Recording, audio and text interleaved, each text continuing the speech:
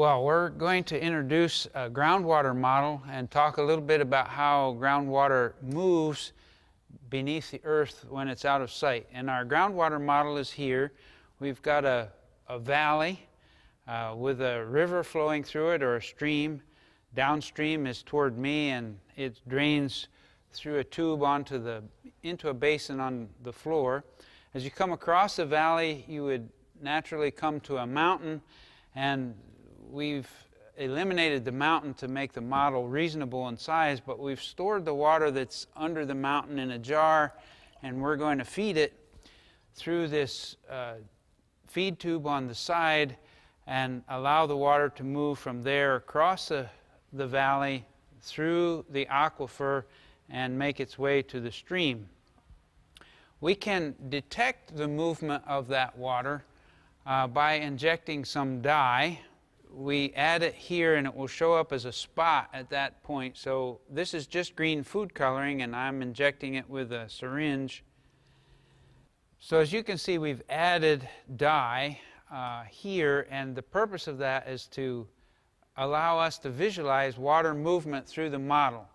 And so the water that comes from under the mountain and flows across the valley is carrying the dye, and it forms a streamline. And you can see that it's exiting over here into the stream. At this point, I'm going to create a spill. It's by adding more green food coloring at this location, and it's going to represent a point source of pollution. And let me tell you a story as that's entering the ground. I had a call from a family in Pennsylvania, and they wanted to know how you get petroleum, gasoline, out of your drinking water. And I was kind of curious of how you get it in your drinking water. And the story was they had been clearing snow from their driveway and ran out of fuel. So they refueled the snowblower and set the can down on the snowbank and finished clearing the driveway, put the snowblower away, and forgot about the gas can. So the next day the sun came out and melted snow and tipped the gas can over, and it leaked, and that was the source of petroleum in their water supply. So this point source that we've just created could be something, an accident, something like that. And what I want to do now is trace where the water table is in this model. So we can locate that by using the observation wells. I'm going to add a little bit of red food coloring to one of the observation wells to help us find the water table easily. So I'll just add a drop, and then I'll wash it down with some water. And when it settles back down, it will settle to the water table level. And then I'm going to mark some points on the water table. The first one is at the water level under the mountain, which is at this water level right here. And we'll put a mark there. And the second one is at this water level where we just added the red dye. We'll put a mark there. And the third one is at this observation well with the green water, and we'll mark that level right here. And the last one is the water level in the stream, and we'll mark that right here. And now I'll put a smooth line through those, and that will describe the water table.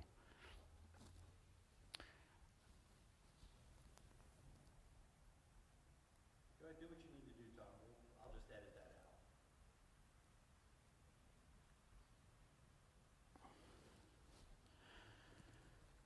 out. And that shows us the location of the water table.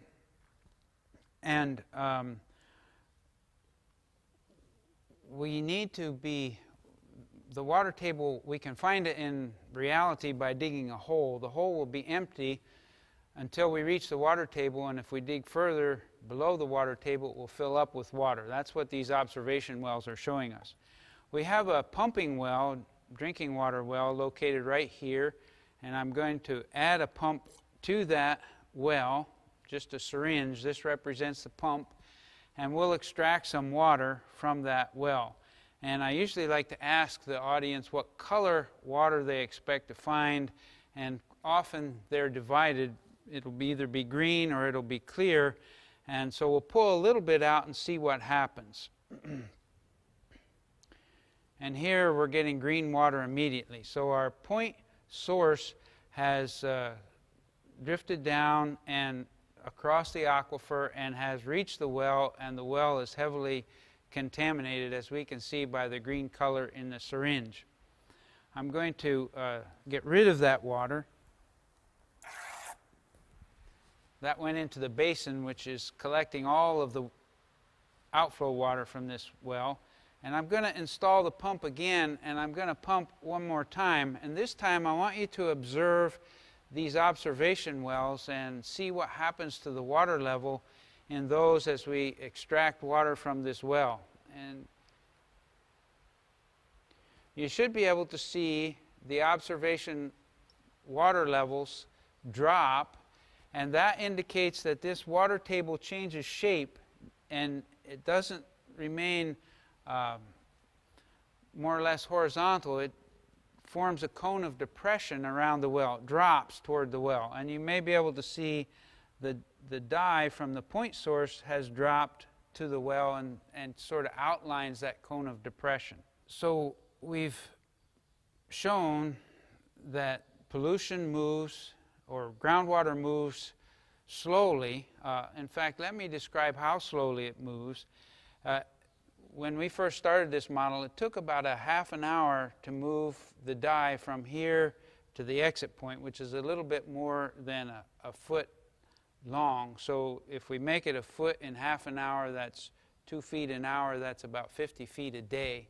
And that is in the range that groundwater typically moves, is 50 to 100 feet per day. There's one or two more things that we can learn from this groundwater model. You can see that our streamline ends at the stream, and this plume of contamination is moving toward the stream and will be intercepted and collected by the stream. So if we have a contamination event, usually it stays between the mountaintop and the stream. Water flows from the mountain to the stream. If we had a second mountain over here, which we typically would, that water would be flowing from that mountain toward the stream. And so a pollution event ends at the stream and stays, since the water starts to flow toward the stream at the mountaintop, it stays between the mountaintop and the ridge. And so one way to illustrate that is to ask a question. This is my well, and it's been contaminated. You have a friend who has a well on this side of the stream over here, and they are concerned about this contamination event that got my well. Will theirs be contaminated?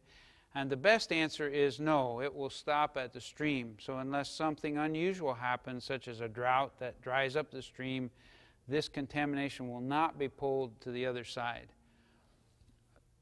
Those are the things that we can readily learn from this groundwater model. This model is a physical representation of a three-dimensional drawing made by EPA a few years ago. And its parts are, the aquifer is down here at the bottom, and it has a ridge line right at this location here, and the water table is represented by this blue covering, and it slopes toward from the ridge line to the stream, which is right at this location where the aquifer meets the wall of the model. And the ridge divides and water flows the opposite way on the other side of the ridge. What this allows us to see is we have a well represented by this dowel rod, and when we withdraw water from a well, we know that the water level drops around the well. So if we push on the rod and sink it down, we can form a cone of depression around this well and see that the water table is depressed in all directions, but more so in the uphill direction. And in fact, if we traced the depressed area of the water table on top of this membrane, we would come up with an area that looks something like this in shape.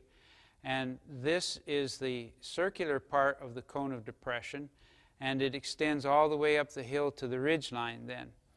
And if we bring that from where we drew it to the ground surface and center it around the well, then this is the recharge area for the well, and it also then represents the area that needs to be protected from anything that we don't want to drink. So we will limit the application of fertilizers and pesticides, and we'll try real hard not to have things stored that might be spilled, such as gasoline, and it's probably not the best place to burn trash, that sort of thing. So this is our area where we try very hard to protect what happens so that the water going through there will be as clean as possible, and we get the highest quality water possible from this well as we pump water from the well. Our purpose here is to show you how to put together a model something like this, which is a physical representation of a three-dimensional drawing made by EPA to show how groundwater moves around in the neighborhood of a well. And so we need a base to set it on and some side pieces to hold our groundwater model in. We need a groundwater base model, which we're going to cover with just a simple swimming cap. We start with just a piece of styrofoam and end with something like this.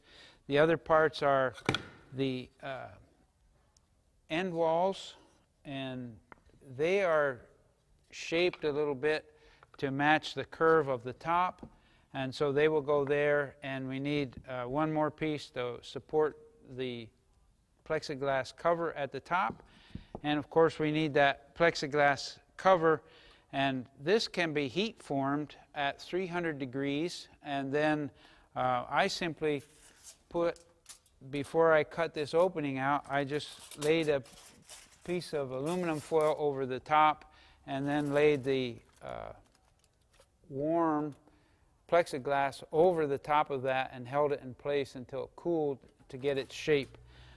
You do have to be careful. If I was testing and got distracted for about an hour, and 300 degrees at an hour gives you a piece of plexiglass that's no longer clear. So you do have to be careful of that. 300 degrees for about 5 to 10 minutes is sufficient to get it warm enough to form over a shape like that. The starting point for this was a drawing of the shape of the aquifer, and I was able to cut that shape with a bread knife and slice it. The interior part of this, you can make an opening, and you can saw it out with a serrated knife or saw it out with a coping saw. Smoothing this so that you don't have little pieces of styrofoam flying around, I was able to do that with some coarse sandpaper, and I was able to smooth out the round part with just a sanding drum. So those were the tools. I guess one other thing, the plexiglass can be scored with a utility knife and snapped along a line to cut it to the size that you need. The final thing would be the well is just a dowel rod, and it should be rounded at the end so that it's blunt but has no sharp edges so that you don't perforate the swimming cap. So that is the parts, and it was all just put together with screws. This plexiglass drills with just ordinary drill bits for steel. you do need to be careful and drill pilot holes and then enlarge them with other drills, and don't advance the drill very rapidly. Allow it to spin and build up some heat so that it sort of melts as well as cuts its way through the plexiglass. If you drill too aggressively, it can catch and then crack the plexiglass. So there are more details available along with a model that has all the dimensions on it on the website listed below.